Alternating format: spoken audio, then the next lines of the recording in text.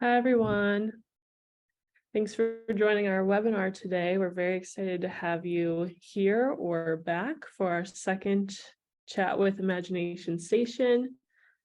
For those of you who don't know, I'm Marissa. I work in marketing at Kangarootime, and here we have Rich, who is our VP of Global Marketing, along with Aileen and Alyssa from Imagination Station. So we're excited to have them back to continue our conversation. But before we get started, I just have a few housekeeping things I'm going to go over. So on our webinar, we cannot see you, we cannot hear you. So if you have a question or anything like that, please enter it into the chat or the Q&A below, and we'll be sure to answer that. And we also wanted to talk about our conference coming up. So if you don't know, we have a conference here in Buffalo, New York, from July 18th to the 20th. It's going to be really, really great. We have amazing speakers coming in from all across the country. And we're doing a little deal right now where you can actually get 50% off your ticket. So I'm going to share that link in the chat, and be sure to check it out and grab your ticket because we would love to have you here. And without further ado, I'm going to send it over to Rich to share a little bit more about what we're talking about today. Yeah, thanks, Marissa. And hello, everybody. Thanks for joining us, no matter where you are. Just another quick housekeeping. This will be recorded, so we'll be sending this out shortly thereafter. And as Marissa had mentioned, any questions, please put them in the chat. We'll try to get to them as soon as possible. I believe we have roughly 45, 60 minutes here today. This is part 2 of this conversation, which I'm excited to continue with Aileen and Alyssa here. This conversation started last year at Bounce. I think I sat at your table during lunch, and while I'm pretty sure you didn't want me there, we ended up having a really great conversation just about Imagination Station and the conference that evolved into hiring plans for a program lead, which was exciting. You don't hear that very often, that there's an investment in a new position. And then so we'll kind of touch on and continue that conversation, and then get into a little bit around some current events with Imagination Station here coming up soon. So for Alyssa and Aileen, I know for the folks that are listening in, if you could just give us a little bit more about you, your background, your role, and sort of maybe set the stage around Imagination Station, just to sort of paint that picture for us. So Aileen, how about you go first? Hi, sure. So my name is Aileen Wells. I'm an education coach for Imagination Station. So my role is really a lot of support for our educators and our directors in terms of everything that happens in the classroom. I work a lot with our educators on curriculum, programming standards, best practices, ensuring safety in the classroom, and really just helping, making sure we're giving every child, that strong foundation while they're in our care. I've been with Imagination Station since 2019. I was a director, and then I was promoted into this role. Before that, though, I've been in this field for about 20 years, longer if you consider, the fact that my mom did this as well. So it's definitely in my blood, and I'm excited to share it all with you guys. Excellent. Excellent. My name is Alyssa, as Rich said. I am the Area Director of Operations for Imagination Station. I originally started with the company in early 2020, right before COVID started, and I was a center director at that time. After about 1.5 years experience of that, the owners did promote me into an operations management position with the company. So when people ask me what I do, I literally say everything. Everything under the sun that keeps a business operating, day to day, whether it's, from a staffing perspective to making sure that we have, all the proper food and supplies in the center, communicating with parents, those kind of things, marketing, anything that has to do with operating something, I pretty much have my hands on. So prior to joining Imagination Station, I was located in Ohio, where I taught music, and I facilitated and ran a kinder music business, which is a music and movement based curriculum for children, infants to 6-year-olds. So pretty much my whole life has been around, working with children. I knew from the time I was 4 that I wanted to work with children, as a teacher. Little did I know that I would be running a business in this industry. So it's pretty cool to see where life takes you. Yeah, since 4 years old, you've known? That is amazing. All right. Yeah. That is clarity right there in direction. I'm kind of jealous. So, well, thank you both for being here again. And I don't know if you'd mentioned this, but Imagination Station is an organization in near Buffalo, New York, Western New York. Yeah, So yeah, no, that's okay. Just to kind of put that into perspective. And do you operate 7 centers? So we have 6 centers. Alden, Batavia, Clarence, Elma, Lancaster, and Leroy are the 6 locations for our centers. Yeah. Great. Yeah. All right. So that just helps sort of dimensionalize for folks on the phone there. We're in New York State. Lovely New York State. So, okay. So when we had this conversation the first time around, we were talking about this position around program lead. So if you could just kind of give us a quick synopsis of the rationale behind the creation of this role, and then we get into how it's, when it started and how it's going. So the birthplace of this role actually came from the Bounce Conference last year. Oh, nice. Nice. So kudos to Kangarootime. It really was. There was a presenter speaker who spoke about, creating more growth opportunities within your company, whether it's, having your typical assistant lead, assistant director, center director. What else can you do beyond that to really show people how you can grow in a company, because in this market, people seem to job hop. So what is attractive to somebody to stay with a company? And that was opportunities for growth. So we looked at that and then looked at the needs of our centers.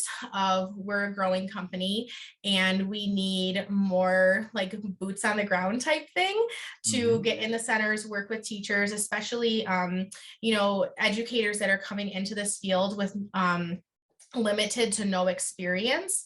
We needed more people to get their hands on working with the curriculum and, putting forth expectations and, so on and so forth. Aileen, do you want to add anything to that? Yeah, no, I needed backup.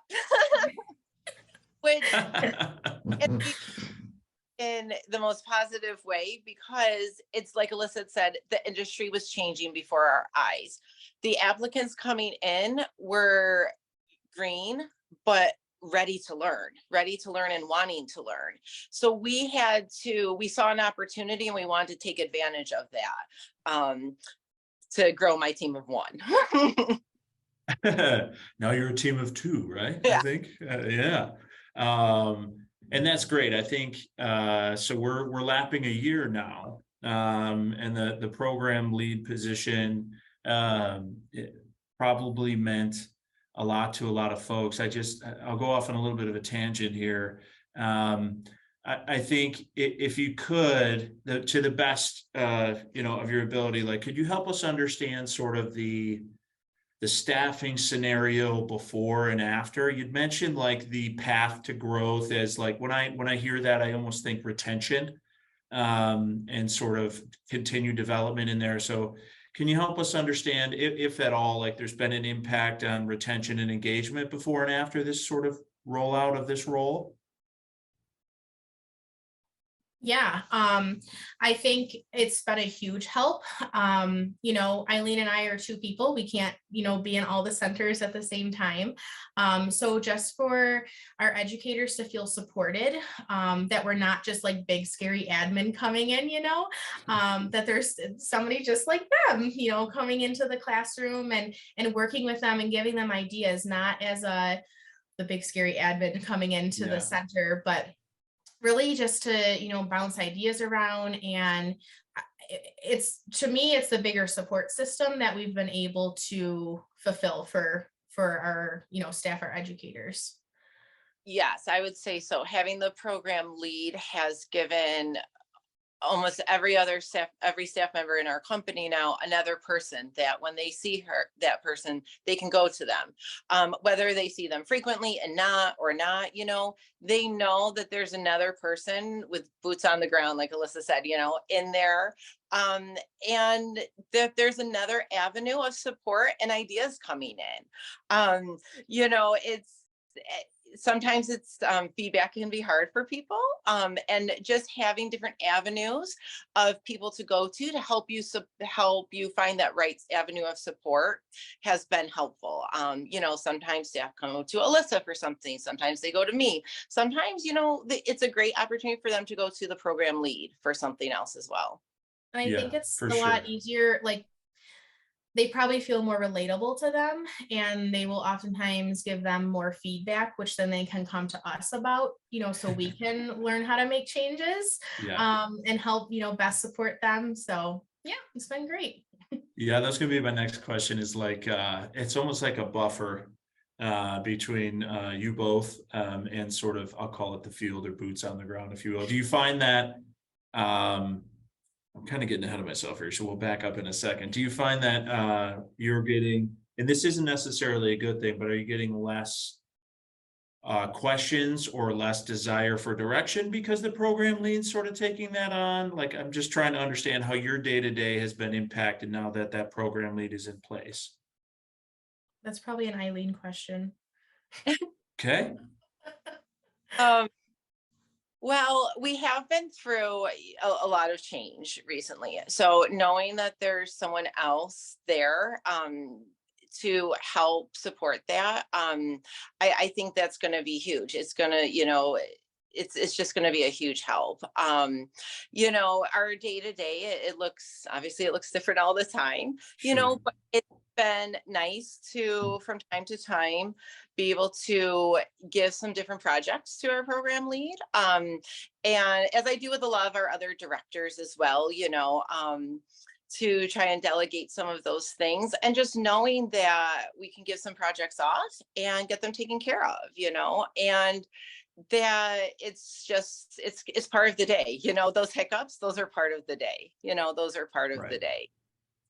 I was talking to somebody the other day, and she had to go away from the phone because there was a little boy who was running around naked, refusing to put his shorts on. I mean, it's just part of the day, it's just one of those things. All right, so sorry, I'm kind of bouncing around. If we could back up for a second. So we're about a year into this thing, since the inception of the idea of this position, right? So one of the things I'm curious about is if you could sort of lay out that time horizon for folks, and just, it took a while to sell this in. So if you can help us understand how you pulled the levers to get the approval for this position, or the buy-in from leadership, so to speak, yourselves included in that comment. And then sort of when you rolled this position out, we can get into like how that's been going. But can you help folks on the line here understand sort of, I want to call it the development of the business case. I know that's cliche, but I hope you know what I'm getting at here around your approach to sell this to ownership. So I have to say, it really wasn't difficult. So we were fortunate in that aspect. So Bounce was in July, and then we probably came with this idea late August, maybe early September.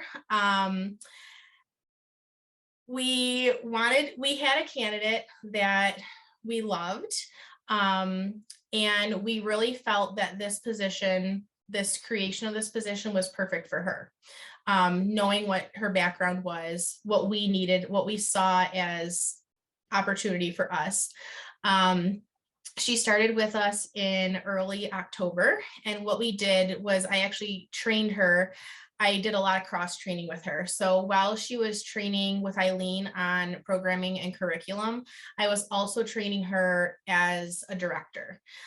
So that way we had the ability to utilize her in a director role for vacations. And, because this industry, like, it's such a demanding job. People, I feel like, don't take care of themselves, and they don't take a vacation or a staycation.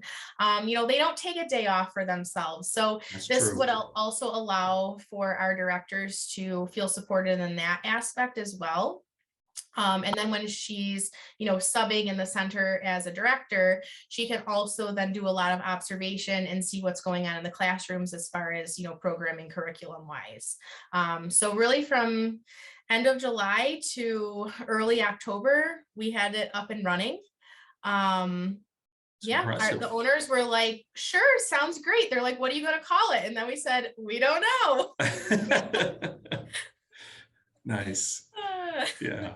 Well, so you landed on program lead as a name, and I'm curious. So that the October timeframe is when you officially sort of set out on that journey. The other thing I was going to ask you, you'd mentioned that you really had a candidate in mind prior to the position that had been working either with either or both of you in a professional setting. Like, was the position semi-created for her to help show her growth? Is that a fair, like, you wanted to show her next step in her career or growth within your organization, kind of like a good candidate?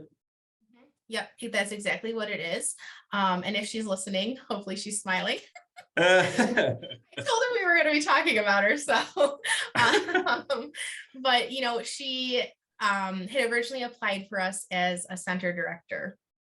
And I had interviewed and spoke with her, our owner, and at the time did, and we really saw her strengths in the programming section, and really wanted to get that part built up, because a lot of times when we train directors, we look at the office side of things, but sometimes we overlook their knowledge of, what is normal child development? What does that look like? Do they know these things about the kiddos?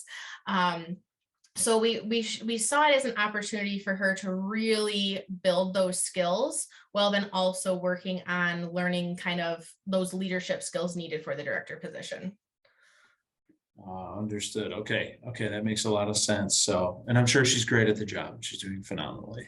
Just for the record there. Okay, so you roll the position out, and I know we talked about this in our previous conversation, but if you could sort of level set with us on, like, how did you, I always get asked this question, like, how are you going to measure success? Like, what were the things that you were looking for within your organization or as in that feedback loop to help sort the early indicators that you were on the right track? I mean, I know on my end, we could tell very early on when our program lead had been in a building recently, whether if she had spent like a couple of weeks there or, whatever her time frame was, because the culture of the center in the classrooms, it was different. You just saw that the teachers felt supported. There were new ideas being rolled out, new games, new ideas, collaboration. That's probably the biggest change that I can see after we have, a program lead in the centers for a bit of time doing that supporting role, is that the collaboration amongst the educators, it's there. And once that gets rolling, it just keeps getting bigger and bigger. And, then they're little babies that grow up and they can do it themselves. Yeah, that's great. That's great to hear. Alyssa, is the program lead, does she interact in your function role area very often, or? I mean, when she's filling in as director, she sure is. Okay. Right now she is covering a long-term leave at one of our centers. Okay. So she's getting a lot of experience in the director role. So, which is great. And, and I asked her the other day, I said, do you enjoy being a director? Because you've been now you've been in this director role for a few months. Like, do you actually enjoy it, or do you like the program lead stuff more? So she's been enjoying it all. We're fortunate that she kind of just rolls with the punches, and we give her assignments. So whether it's like a 2-week assignment or like a month-long assignment, like Aileen said, going into for a center visit after she's been there, you can easily recognize the difference, the impact that she's made on the center. which is great. That's great. So That's that's great. how I we tell it's hope. working. Yeah. Well, that was going to be my next question, I suppose. But so it's funny. I hope she's dealing with good families too. You know, there's some interesting families out there too. So hopefully she's getting some good families there. So I think that's great. The way that I'm understanding the role is more of like the program lead role is sort of like a floater assistant director role that can do curriculum. So it's just like a utility player across the across the org, which is phenomenal. And I'm sure that provides a lot of flexibility as you've been having, discussing here today. So that's great. So Alyssa, again, I was going to ask the question, like, how do you know it's working? But I'll go ahead and ask it anyways, even though you answered. What were some of the things, or even today, like you mentioned culture, collaboration, sort of just a general, more positive sense within a center. Any other sort of indicators that it's going well or it's working? Those are a lot, by the way. Those are very good. So I think just genuine feedback from our staff, they enjoy having her in the building, and, they're asking, when is she coming next? I want to run this idea by her. Or we hear from her, that they're contacting her, maybe outside of work hours, like, hey, I have this great idea. What do you think? It's just the engagement part, not just clock in, clock out, I'm done for the day. Okay. It's more than that. Awesome. Aileen, how about on the curriculum side and the programming side? Any sort of there's all positive impact here, but like direct impact that you're always looking at, like, hey, we really changed this, we're more creative with this delivery, measured this, or thoughts there? I think, two things. The engagement is one that we're always looking to improve upon within our centers. We have tons of educators that do a really good job, but like Alyssa said, we have educators that are new and green and aren't sure or aren't confident yet on how to interplay with a child, perhaps. So I think the engagement is really big. I think the confidence too, it plays a big role, having someone there to just sort of help you gain that confidence as a new educator, almost like a mentor. Sure. Do you, I'm sort of building off of that. Do you, when a new educator starts with Imagination Station, is there, I'm kind of getting off topic, but I can't help myself. I'm curious, like from an onboarding standpoint, like does the program lead spend a week with a new educator, or do you bring new educators together with, how does that work at Imagination Station? It varies. It varies. All right.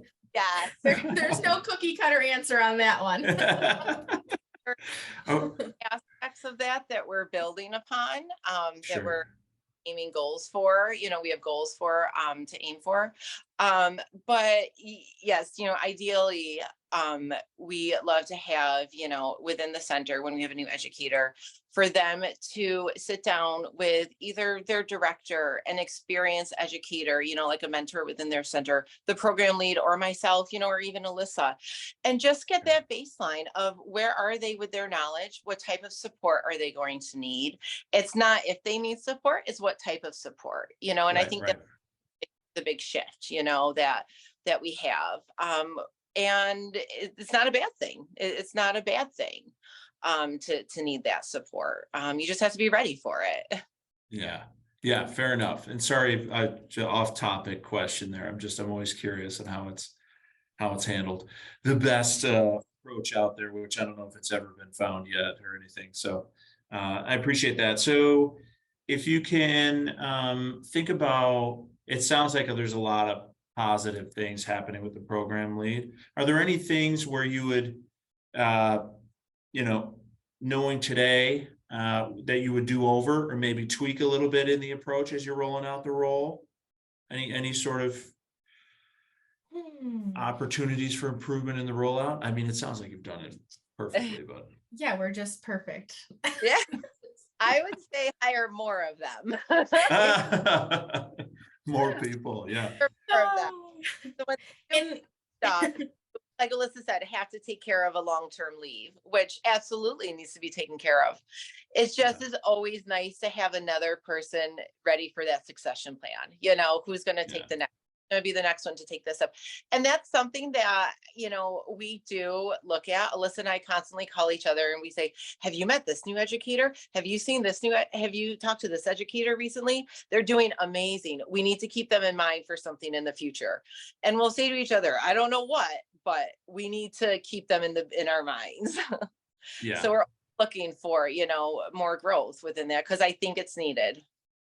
we've been there hasn't been a lot of structure with this this new position. So I don't know if that's a good thing or a bad thing. But and even when she goes in and works with the center, it's not necessarily for X amount of time. It really is catered to the needs.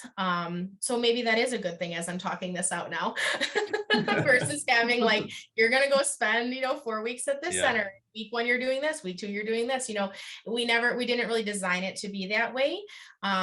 We just kind of did like throw it at the wall and see if it sticks type idea. So maybe, going forward, that's something that we can try to, look at, kind of forming a more formal structure to the position. Sure. So yeah.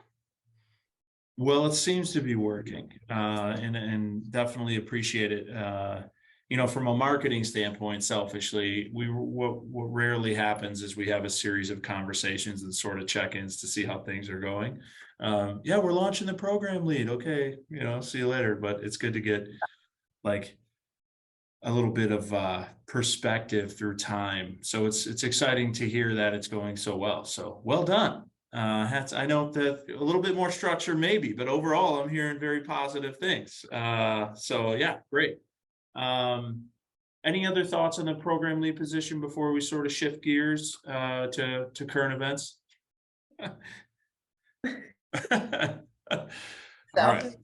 All right. Well, so, and correct me if I misspeak or misrepresent anything. Recently, Imagination Station has been acquired by BrightPath. Yep. So I think, oh man, don't hold me to this. 6 months ago-ish, 5 of. So we're going on 8 months. 8 months. Okay. Woo. 8 month. All right. Yep. All right. Mid-November is when we were officially acquired.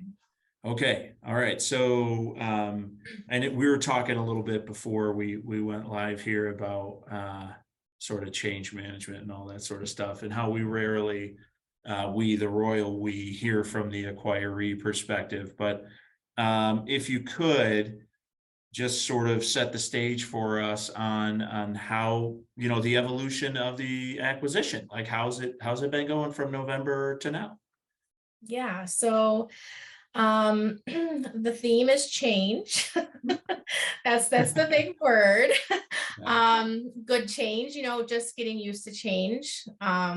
Like we were talking earlier, it's human instinct to resist change. But I think we've been very intentional about keeping an open mind going into the change. Of seeing, well, maybe this process is better, maybe it is more efficient. Let's try it and see how it goes. I'm never gonna just say no right off the bat. Like, let's try it. I don't know, maybe it is gonna be good, maybe it's gonna be fantastic, maybe Sure. it's gonna be horrible. Yeah. But at least we can say that we tried it. So a lot of process change, just like nitty gritty with like billing and enrolling, how we enroll students, things of that nature. We in general still have to hire and staff our building, so it's Right. just the process for that looks a little bit different. Directors now have the opportunity to reach out and interview their candidates directly, as opposed to having like a centralized process where one person does all the interviewing, which is what we were doing previously. So that's some of the change. Do you have anything you want to talk about with that, Aileen? Yeah, so We are officially in our first week of Discovery Zone, our new summer camp curriculum. So with the acquisition, also did come changes on the curriculum side of things. And it was, on my side of things, it was definitely a lot of growth opportunities with having a new curriculum. Children are changing. We have a new generation, the alpha generation coming up now. And not even then to mention COVID that had totally altered many millions of children's development. Their development, how they're developing is different, now. And what has been amazing is that throughout all of this recently, Bright Path has put all of their best minds together across the world and created a new curriculum. And it's great because it really focuses on creating a well-rounded child and letting that child be the best versions of themselves. We encourage children to make discoveries. We encourage our educators to make observations on their children and use the inquiry process to then create more scaffolding for learning opportunities. It's been a lot of change, and it's been a lot. I've luckily had 8 months to absorb it all and talk with, now I have a much larger team of education coaches all across North America. So that's been incredibly beneficial, especially as we're going through all these changes, to say, what does this mean? How do you implement that? But it's been now a lot to present to our educators, especially our long-term ones who have been doing something a certain way for X amount of time. And as Alyssa said, it's natural to resist change. Even though we know in our field of child development that what we know is always changing. What we know now about children is different from what we knew 20 years ago, 30, 40 years. 5 years ago now, even with COVID, the research coming out with that. So even though we know all this, still when it comes to our day-to-day practices, it's hard to change. So I've surrounded a lot of conversations around that, that again, change is hard, but at the end of the day, if what Bright Path has to offer is the best for children, which is their promise to give every child the best start in life, then how can we not get on board? How can we not, get on board if that's what we're committed to? And then we just have to figure out some more of the logistics of how do we get this? How do we do that? So it's been a lot. It's been fun. It's been fun though. We have, Go ahead, Alyssa. Sorry.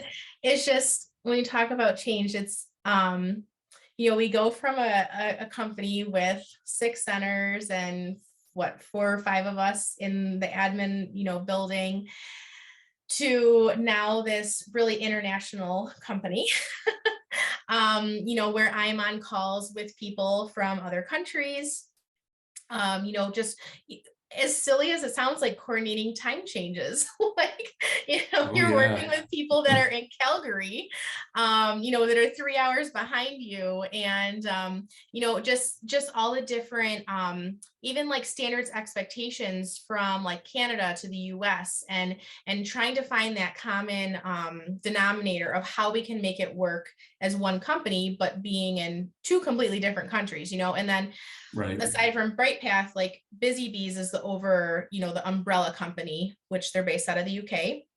And they have centers, they have centers in Australia, they're in Greenland, Italy, like literally everywhere. And then on top of it, not only are we changing, but the company itself is changing because we're growing so rapidly. So while we're trying to catch up and learn all of the new processes, those new processes then evolve into something, even further. So it's a fun ride. Oh yeah. Fun is a word for sure. I think the one thing that I've been experienced it as well, not in the early childhood space, but we were talking about this a little bit earlier. It's difficult to keep an open mind and sort of assume positive intent when big changes happen. And you both play a pretty critical role in that change, right? So when the acquisition was sort of announced, I could be wrong here, but I would assume a lot of it sort of fell to you both, maybe a couple of other folks, to operationalize that within the centers at Imagination Station, right? Is that fair sort of guess, if you will? You guys are like, yeah, I mean, it was all us. like we didn't know what was going to happen. Yeah. We're like, okay, what do we do tomorrow? Like, Yeah.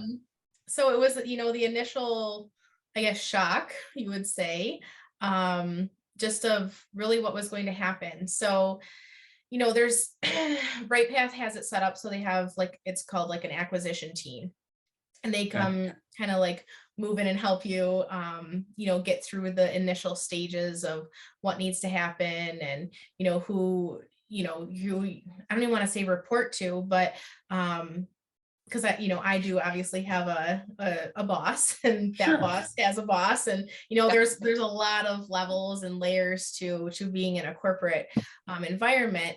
But really, they said, we want you to keep running the company as you guys were. They know that Aileen and I know it best, to just keep running with it, and then slowly introduce the different changes and such. So yeah, there's definitely that dynamic change, like Alyssa had mentioned, going from a small admin team where, I mean, Alyssa, I would say most decisions were made that day, same day,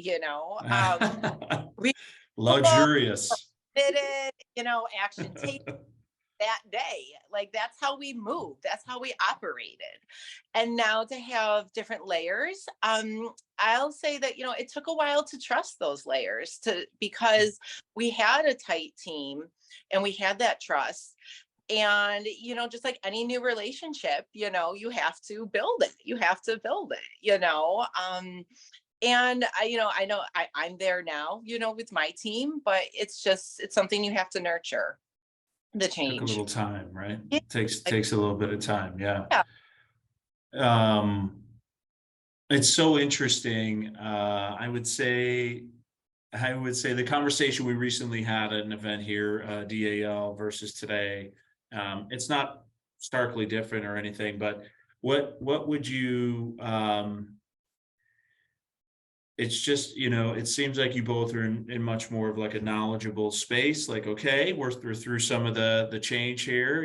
I don't want to say light at the end of the tunnel. That's a very negative connotation type deal. But like, what would you say to folks in a similar role to yourself or yourselves as this was happening? Like, and any words of wisdom that could have helped along the way that maybe you learned now, sort of reflecting back on. Does that make sense? Yeah, I would really say, like, give yourself grace, because you're going to make mistakes or what you don't even know are mistakes, or different decisions made differently than what you previously would have made, and that's okay, because it's just part of the process.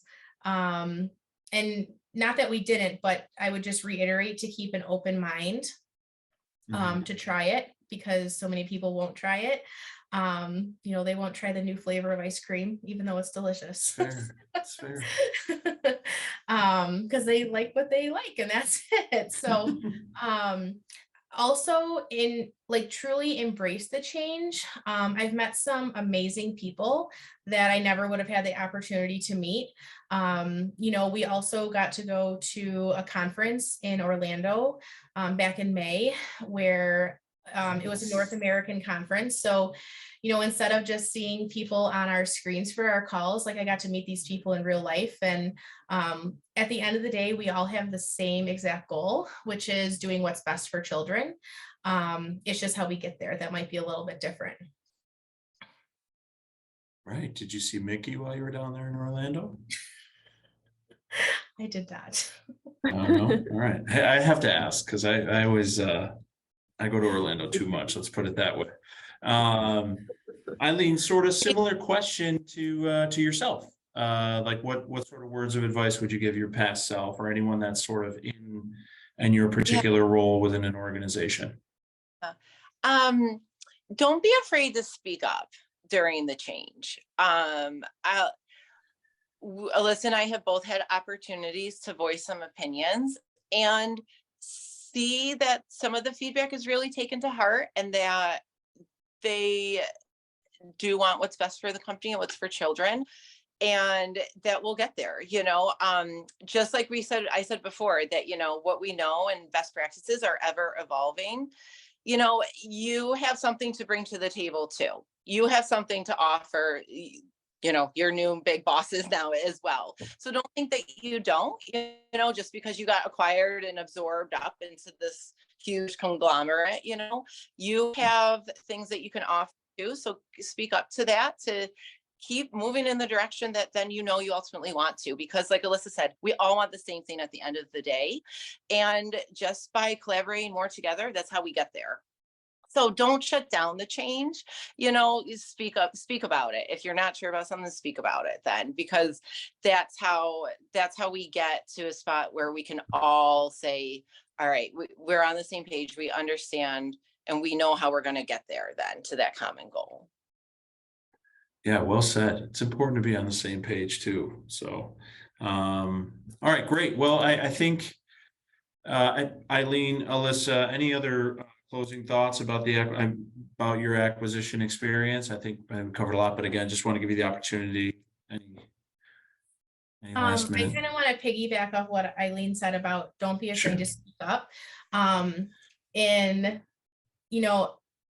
I was asked a question a couple of weeks ago of what makes Imagination Station unique, special. And I said, we're a family. We really are. We are there for one another, like in sickness and in health. Yeah. And we really care for one another, and we want to see each other succeed, and we're always building one another up.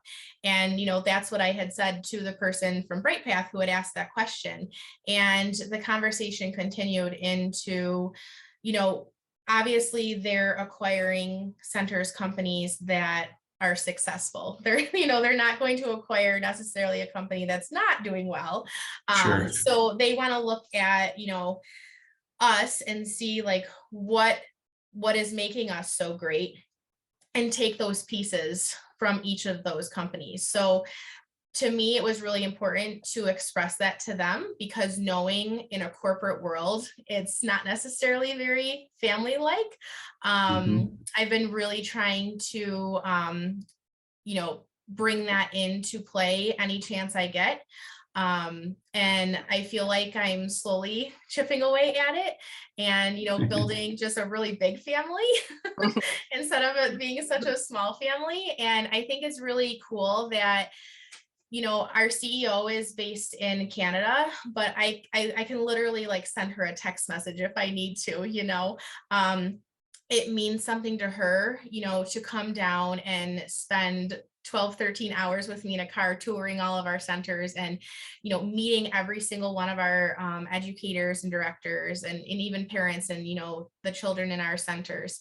That's huge to me. That shows that they care.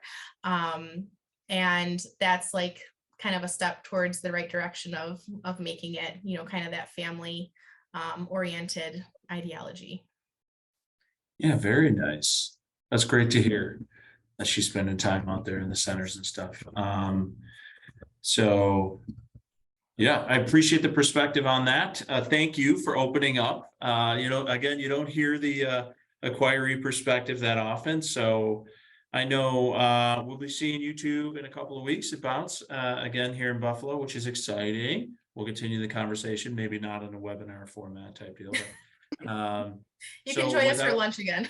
Yeah, there you go. There you go. I'll gladly interrupt your lunch. No.